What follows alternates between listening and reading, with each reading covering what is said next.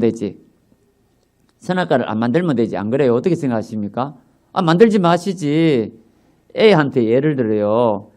집에 사탕을 딱 갖다 놓고, 야, 다른 거는 다 먹어도 좋은데 요 사탕은 먹지 마. 상진아, 엄마가 과자를 많이 사오셨어. 샌드위치, 또 가나 초콜릿, 그리고 또 젤리, 생각이 안 나네. 또 붕어빵, 아이스 깨끼, 수북이 사놨어. 근데 하나님이 그 가운데 사탕을 한 개 딱 놔두고, 이쁜 사탕 하나 놔두고, 다른 거 다 먹어도 좋은데 상진아, 요것만큼은 먹지 마. 그럼 어떤 생각이 들겠어요? 먹지 마라 하면 어떻게 돼요? 더 먹고 싶지. 그 하나님이 차라리 안 만들면 되지. 안 그래요? 선악과를 안 만들면 되지. 왜 선악과를 만들어 놓고 왜 선악과를 만들어 놓고 하나님께서 먹지 마라 그러셨을까? 응? 그 시험에 불러놓은 거. 그 왜 시험하시죠? 반드시 죽으리라 그랬는데 사랑하는 사람 죽이려고 애를 먹으면 니 반드시 죽어? 응? 먹으면 니 죽인다니? 이거 너 먹기만 먹으면 나 죽여버려 그냥. 다른 건 다 먹었는데 이거 먹지 마. 먹으면 니 그냥 진짜 죽어. 반드시 죽어. 그래 반드시. 진짜 죽어. 그래 우리 자식들한테 여러분 그럴 수 있겠습니까? 자식들한테 예? 그렇게 시험할 수 있겠어요? 진솔아, 니 자식이 있다면 다른 건 다 좋은데 이거 먹지 마. 니 먹으면 니 죽는다니. 근데 하나님이 왜 그러셨을까요? 근데 이제 하나님은 거룩하신 하나님, 공의의 하나님, 사랑의 하나님 그러잖아요. 그죠? 하나님은 또 거룩하신 하나님이시잖아요. 그러니까 하나님은 이제 구별. 또 봐, 그럴 줄 알았다. 잠이 오면 어떻게 한다고요? 벌떡 일어서서 저도 일어서서 하잖아요. 앉아 있으면 잠 올 수 있으니까 일어서 보세요. 잠이 안 와. 그러면 일어서 잠이 오면 이렇게 걸으면 돼. 그러면 잠이 안 와요. 저기 뭡니까? 노숙자들 겨울에 추우면 있잖아요. 잠자면 노숙자들 어떻게 되는 줄 아세요? 겨울에? 얼어 죽어. 예? 입 돌아가요? 입 돌아가. 자면. 노숙자들 밖에서 잠자면 입 돌아가.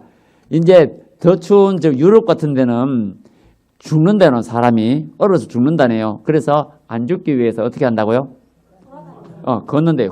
계속 걷는데요. 잠이 오면 일어서 가지고 제 뭘 안 할 테니까 이래 왔다가 괜찮죠? 이렇게 자는 것보다 낫지. 네? 뒤에서 왔다 갔다. 예, 왔다 갔다. 그럼 잠 좀 깨우면 되죠. 움직이면 잠이 달아나요. 그래서 하나님은 거룩의 관점, 그러니까 하나님은 구별, 안식일을 거룩하게 구별하셨다. 그죠? 분리하시고 나누시고 선악과 요거는 먹지 마라 하신 이유가 네? 하나님께서는 이 창조주이시다. 다른 것은 다 먹어도 되는데 요것을 먹지 마라 하신 이유는 하나님이 주인이다. 그죠? 니 다 주인 하나님이 주인으로 알고 있어라. 잊지 마라. 그런 의미가 있겠고요. 그리고 순종을 테스트. 그죠? 순종하는지 안 하는지 그런 테스트도 있겠고 사랑의 관점에서 본다면 뭘까요? 사랑의 관점에서. 하나님은 사랑이시라. 사랑의 관점에서.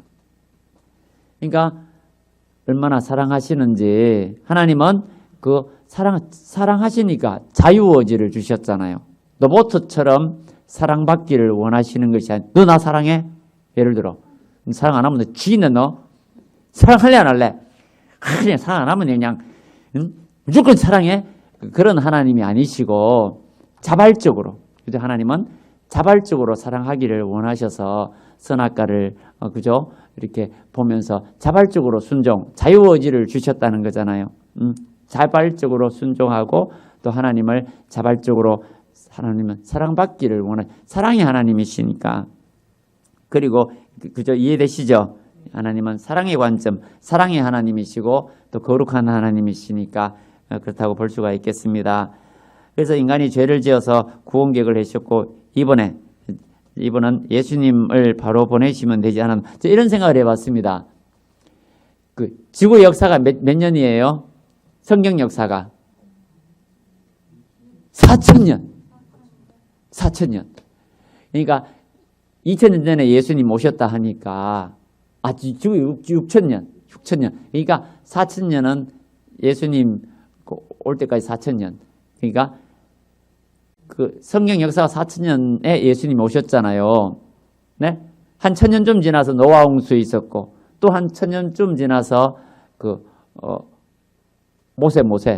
모세가 있었고 또 1,000년쯤 지나서 그 다윗 왕도 있었고 어쨌거나 왜 예수님은 바로 보내시면 되지 4,000년이나 지나서 예수님을 보내셨을까? 구원자를 좀 빨리 보내시지. 네? 왜 하나님은 그렇게 늦게 보내셨을까요? 요거는 제가 한번 읽어볼게요. 갈라디아서 4장 짧은 거 때가 참에 하나님이 그의 아들을 보내사 여자에게서 나게 하시고 때가 참에 때가 차서 하나님의 때가 있는 우리가 뭐라 할 하나님이 때에 보내셨다는 거지. 때가 참에 하나님이 아들을 여자에게서 나게 하시고 율법 아래 나게 하시고 율법 아래 있는 자들 속량하시고 우리로 아들의 명분을 얻게 하기. 어차피 때가 하나님이 때에 우리가 알 수가 없는 것이고. 세 번째, 그러면 우리를 언제 택하셨는가? 하나님이 우리를 언제 택하셨죠? 그렇죠. 창세전에 본문 읽은 본문 같이 한번 읽어보겠습니다. 시작. 곧 창세전에 그리스도 안에서 우리를 택하사 우리로 사랑 안에서 그 앞에 거룩하고 흠이 없게 하시려고. 이건 다 아시는 말씀이죠. 창세전에 하나님은 그렇게 창세전에 우리를 미리 택하셨다 할 수가 있고요. 4번. 그럼 언제 재림하시는가? 예수님이 언제 재림하시죠? 아무도 모르죠. 그죠? 아버지도 모르고 아들도 모르고 아니다. 하나님은 아신다. 아들도 모르고 다 모르고 아버지만 아신다. 그렇게 하셨잖아요. 예수님은 언제 재림하시는지 모르는데 또 우리 오 집사님 한번 성경 한번 읽어주시겠습니다. 로마서 11장 25절 읽어주시겠습니다. 로마서 11장 25절. 형제들아 너희가 스스로 지혜 있다 하면서 이 신비를 너희가 모르기를 내가 원하지 아니하노니 무슨? 이 신비는 이방인의 충만한 수가 들어오기까지 이스라엘에 덜어는 우둔하게 된 것이라. 마태복음 24장 14절 말씀. 이 천국 복음이 모든 민족에게 증언되기 위하여 온 세상에 전파되리니 그제야 끝이 오리라. 아멘. 여기까지요. 우선 보시면 여기까지 먼저 보시고 넘기지 마시고요. 안 넘겼네요. 로마서 11장 25절에 보면 이방인의 충만한 수가 들어오기까지. 그러니까 우리가 이방인이잖아요. 이방인의 충만한 숫자가 그 유대인 말고 우리가 이방인인데 이방인의 숫자가 들어오기까지 이스라엘은 우둔하게 된다는 말은 이방인의 충만한 숫자가 되면 이제 예수님이 오신다. 그런 의미가 있습니다. 한마디로 이방인들 충만한 수가 들어오면 이스라엘이 저렇게 막 이렇게 예수님 떠나 있는데 이스라엘이 이제 회개하고 집단적으로 돌아오게 될 것이고 그때가 되면 예수님 재림하신다. 그런 의미가 있어요. 한마디로 우리 이방인이 숫자가 덜 됐다. 한마디로 구원받을 숫자가 조금 더 차야 된다는 것을 알 수가 있고 또 밑에 보면 온 세상에 전파되리니 끝이 온다. 복음이 끝까지 전파되면 예수님 오신다. 지금이 복음이 있잖아요. 세계 구석구석 다 전파되어 가고 있대요. 선교사님들이 세상 구석구석에 들어가서 이제 예수님 재림하실 때가 다 돼가고 있다고 그래요. 정말. 상진아, 예수님 재림하실 때가 다 돼간다니까. 복음이 구석구석 전파되고 있거든요. 여러분. 그걸 아셔야 돼요. 예수님 갑자기 오시면 어떡할래요? 예, 그 다음 베드로후서 3장 9절과 요한계시록 6장 11절 읽어주시겠습니다. 베드로후서 3장 9절. 주의 약속은 어떤 이들이 더디다고 생각하는 것 같이 더딘 것이 아니라 오직 주께서는 너희를 대하여 오래 참으사 아무도 멸망하지 아니하고 다 회개하기에 이르기를 원하시느니라. 요한계시록 6장 11절.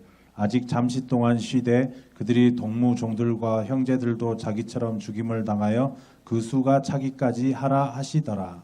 아멘. 보시면 베드로후서 3장 9절에 보면 다 회개하기를 원하신다.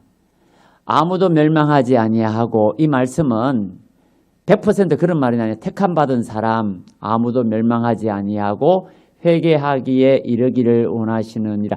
왜 더디냐? 주의 약속은 어떤 이들이 더디다고 생각하는 것이 더딘 것이 아니라 왜 예수님이 안 오시지?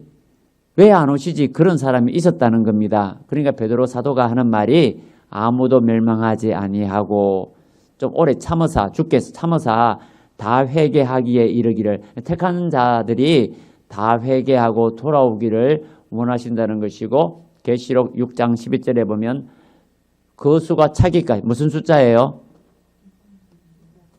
네? 요한계시록 6장 요한계시록 6장 11절에 보면 그 수가 차기까지, 어떤 숫자? 어떤 숫자? 6장 11절. 그 성경 구절 안에.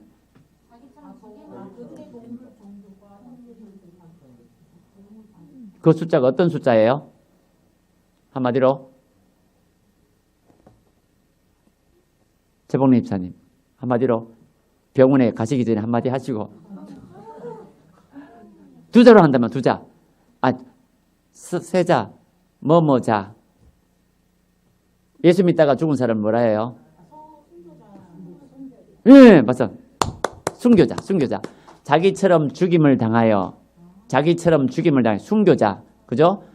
순교자 숫자가 차기까지 하라. 그러니까 순교자가 더 나와야 된다는 말씀이죠. 이 예수 믿다가 순교하신 분들의 숫자가 더 차야 된다. 세계 곳곳에 예수 믿다가 순교하시는 분들이 있잖아요. 이 숫자가 좀 더 차야 된다. 예수님 재림하시려면 그다음 다 회개하고 순교자 숫자가 차야 된다. 그런 말씀인 줄 알 수가 있어요. 우리가 이걸 보면 때를 알 수가 없지만은, 그죠? 이렇게 숫자가 많이 채워지고 있고 복음이 전파되고 있다는 것을 알 수가 있습니다.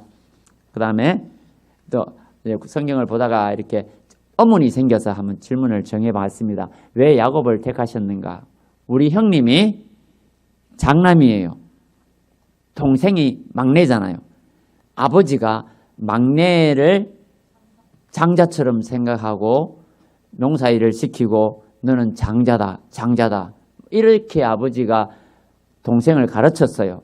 그랬더니 동생이 지가 장자인 줄 알고, 우리가 유산 땅 있잖아요. 아버지가 나를 후계자로 세우셨다.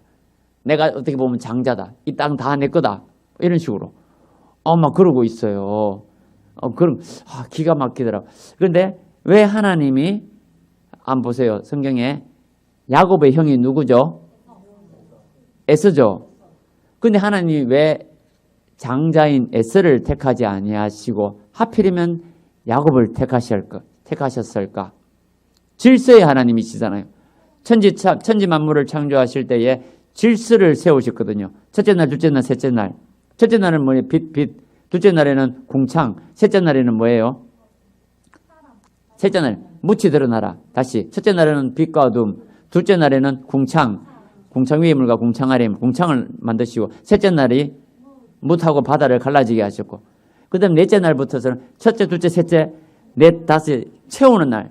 첫째, 둘째, 셋째는 큰 거를 만드시고, 넷째 날에는 빛과 어둠, 별들로 채우시고, 그 다음에는 궁창을 만드셨으니까 새, 물고기 채우시고, 또 그 다음에는 바다와 그 육지를 만드셨으니까 육지에 동물들을 많이 만드셨거든요. 이렇게 채우시는 하나님은 질서의 하나님.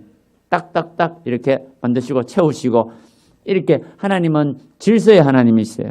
그리고 교회 안에서도 하나님은 질서를 원하시고, 방언을 할 때도 예를 들어 예언할 때도 질서 있게 하라. 항상 무질서의 하나님이 아니시다. 하나님은 질서의 하나님이시다.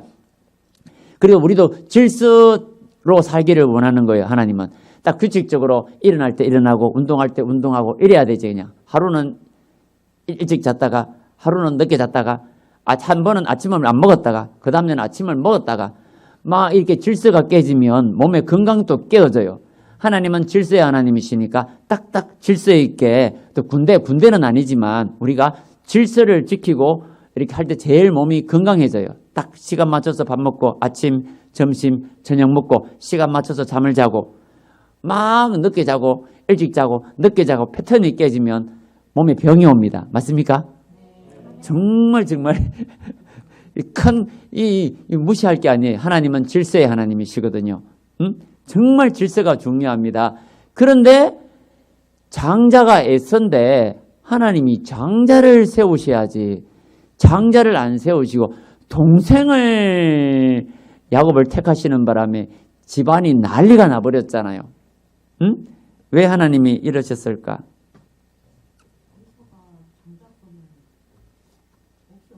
네, 그건 맞죠. 그것도 맞습니다. 정말 맞는 말씀이에요. 우리 성경 구절 한번 읽어주시겠습니다. 말라기 1장 2절 3절하고 로마서 9장 11절 13절 오집사님 한번 읽어주시겠습니다. 말라기 1장 2절에서 3절 말씀. 나 여호와가 말하노라. 에서는 야곱의 형이 아니냐. 그러나 내가 야곱을 사랑하였고 에서는 미워하였으며 그의 산들을 팽폐하게 하였고 그의 산업을 광야의 이리들에게 남겼느니라. 아니 넘기지 말고 무슨 요것만 보고요.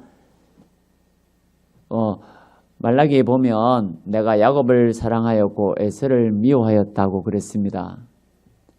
근데 하나님께서 야곱을 사랑하고 에서를 미워하였다. 어떻게 생각하십니까? 야곱을 사랑하고 동생을 사랑하고 에서는 미워하였대. 상진이 동생이 있어요, 없어요?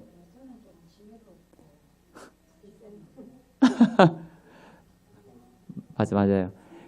봐봐, 상진이가 형이에요, 동생이에요? 근데 하나님이 예를 들어 동생이 누구예요? 오철이를 사랑하고 상진을 미워하였다. 그러면 얼마나 상진이 기분 나쁘겠어요? 맞아, 안 맞아요? 그렇죠? 하나님은 마지를 사랑해야 되는데 하나님 왜 동생을 사랑하는가? 예? 그들의 신들에 항폐하였고 어쨌거나 내가 야곱을 사랑하고 에서는 미워하였다. 그런 말씀을 하셨거든요. 우선 이렇게 두고 이제 로마서 9장 11절에서 13절 우리 오집사님 한번 읽어주시겠습니다. 이상하다. 로마서 9장 11절에서 13절 말씀. 그 자식들이 아직 나지도 아니하고 무슨 선이나 악을 행하지 아니한 때에 택하심을 따라 되는 하나님의 뜻이 행위로 말미암지 않고 오직 부르시는 이로 말미암아 서게 하려 하사 기록된 바 내가 야곱을 사랑하고 에서는 미워하였다 하신가 같으니라. 아멘. 그 자식들이 아직 나지도 아니하고 선이나 악을 행하지도 아니한 때에, 그러니까 엄마 뱃속에 있을 때 태어나지도 아니했는데 택하심을, 하나님의 그 택하심을 보여주시는 것 같아요. 야곱이 잘나서 택한 것도 아니고 하나님이 태어나지도 않았을 때 하나님이 그렇게 택하셨다는 거죠. 하나님의 뜻이 행위로 말미암지 않고 오직 부르시는 이로 말미암아 쓰게 하려 하사 기록된 바 내가 야곱은 사랑하고 에서는 미워하였다. 일방적으로 택하신 겁니다. 동생이니까 택한 것도 아니고요. 동생이나 우리 성경에 보면 분명히 성경에 여기는 안 띄웠는데 어떤 사람이 두 아내를 뒀대요. 신명기서에 보면 이 신명기 2장 15절 17절에 보면 두 사람을 둔 아내가 두 명인데 첫째 아내에도 아들이 있고 둘째 아내에게도 아들이 있어요. 그런데 첫째 아내는 별로 안 이뻐요. 그 아들도 별로 안 이뻐. 엄마가 이뻐야 아들도 이쁘죠. 맞습니까? 둘째 아내를 더 사랑해요. 그럼 둘째 아내하고 꿍짝이 맞아. 그럼 아들이 낳았어요. 꿍짝이 맞으니까 우리 밑에 애를 맞이로 장자가 되면 유산을 많이 받거든요. 두 몫을 받아요. 성경에. 미워하는 그 첫째 아내 몰아내고 둘째 아내가 우리 아들을 장자로 세워달라. 우리 아들에게 두 몫을 달라. 장자다. 이렇게 하면 신명기에 보면 그렇게 하지 마라. 그 사랑을 받은 자의 아들을 장자로 삼아 참 장자 곧 미움을 받는 자의 아들보다 앞세우지 말고 반드시 그 미움을 받는 자의 아들을 장자로 인정하여 자기 소유에서 그에게는 두 몫을 줄 것이니 그는 자기의 기력이 시작이라 장자의 권리가 그에게 있습니다. 아무리 미워도 그 둘째 아내 그 아들을 장자로 삼지 말고 좀 밉지만 첫째 아내의 그 아들 그게 장자니까 장자의 몫을 주라. 성경에 분명히 그래 나와 있어요. 그러니까 이 동생이니까 택한 것이 아니라 하나님이 그냥 택하셨다는 겁니다.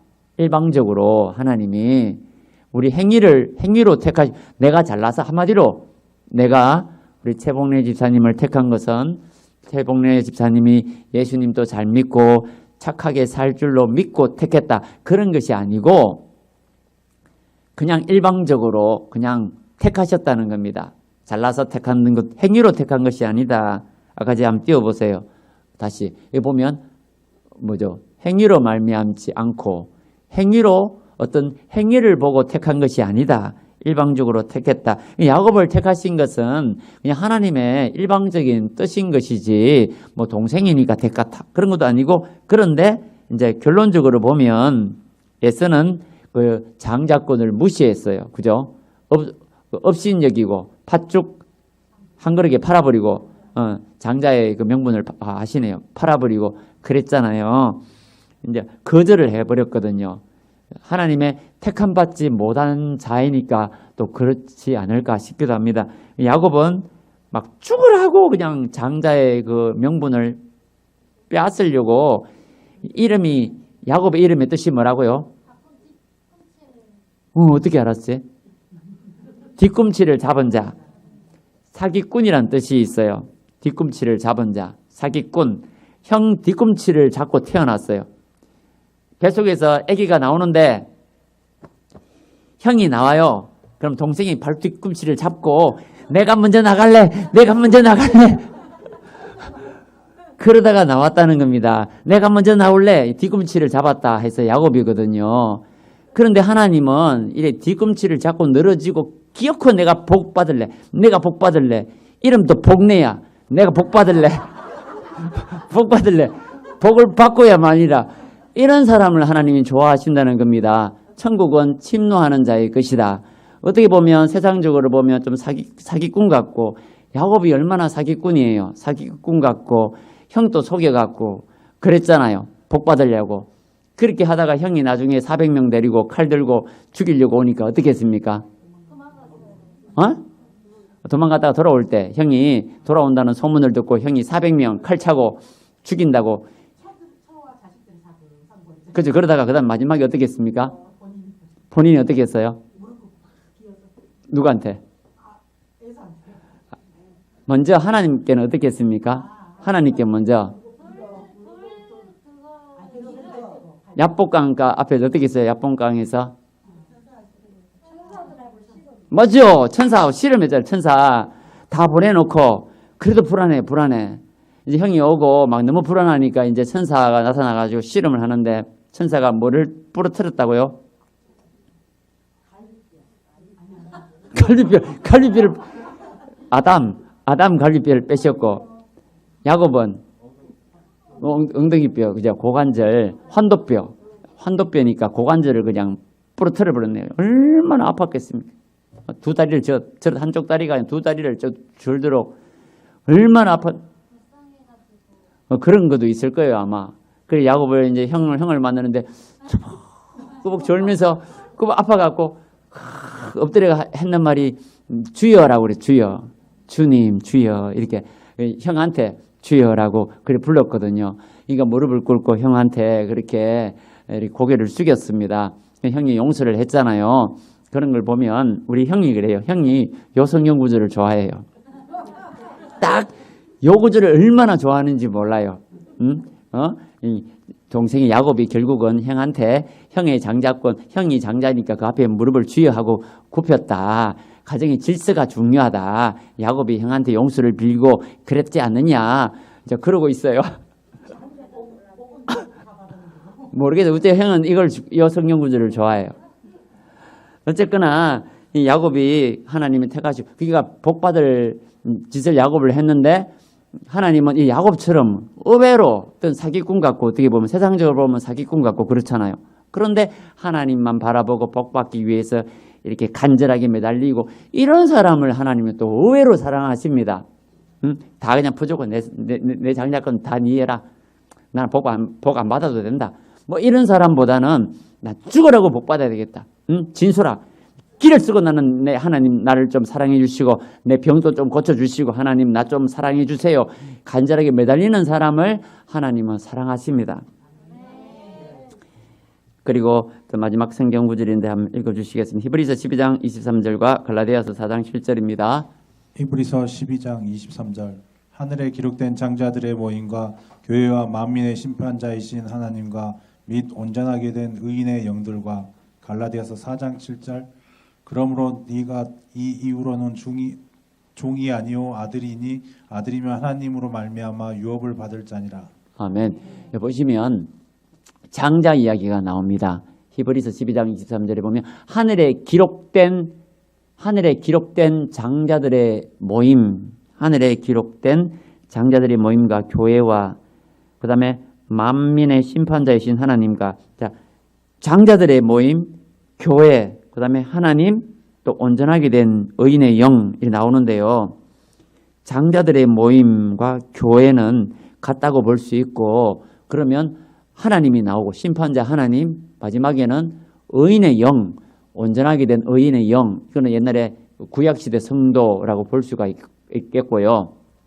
어쨌거나 이 장자는 우리 교회와 또 이렇게 같다고도 볼 수 있는데요. 그러니까 장자들의 모임, 한마디로 우리가 장자라는 것입니다. 예수님이 장자면 우리는 동생이어야지 왜 우리도 장자라고 부르실까? 갈라디아 4장 7절에 보면 이제 우리 아들이요 종이 아니고 아들이고 하나님은 유업을 받을 자니 이런 우리 아들이라고 그랬잖아요. 근데 아들이면 아들이지 왜 우리가 장자라고 할 수 있을까? 그 어떻게 생각하십니까? 예수님이 장자면 우리는 동생이어야지. 우리도 장자입니까? 어떻게 생각해야 될까요? 예수님이 하나님 아들, 그죠? 하나님 아들이신데 예수님이 장자면 우리는 그러면 동생이어야 되는 거 아닌가요? 응? 예수님은 그러면 예수님도 아들인데 하나님 아들이신데 서열을 따진다면 삼위일체 하나님 우리 다 자녀들이죠. 근데 자녀인데 우리 장자들의 모임. 그러니까 저도 좀 이렇게 생각할 수가 있겠습니다. 그 예수님과 연합이라는 나는 포도나무요 너희는 가지니 우리가 나는 너 안에 너는 내 안에 그러셨잖아요. 우리가 예수님 믿게 되면 우리 예수님과 이렇게 연합이 되기 때문에 하나가 되기 때문에 우리가 예수님 안에서 우리도 한마디로 예수님처럼 장자가 된다. 그래 볼 수가 있겠습니다. 예수님은 교회의 머리가 되시고 그리고 만물의 어뜸이 되시니까 장자거든요.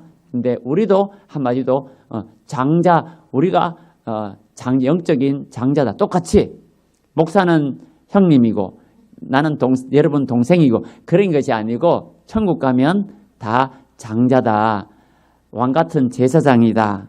목사는 제사장이고 천국 가면 나는 집사다. 그것이 아니고 천국 가면 나는 성도다. 그것이 아니라 천국 가면 똑같이 왕같은 제사장이고 천국 가면 여러분이나 저나 한 형제 자매고 한 마지들이고 장자들이고 똑같이 그죠? 천만 성도고 우리 천국 백성들이고 한 예수님 안에서 우리가 한 가족인 것이지 천국에 가서 서열이 있어가지고 천국 가면 목사, 집사, 장로, 천국 가도 서열이 있는 것이 아니라 천국 가면 똑같이 한 형제 자매가 될 줄로 믿습니다. 근데 이 땅에 있을 때는 우리 질서의 하나님이시니까 교회 질서를 위해서 있는 것일 뿐이지 천국 가면 똑같이 우리가 왕 같은 제사장인 줄 믿습니다. 아시겠죠?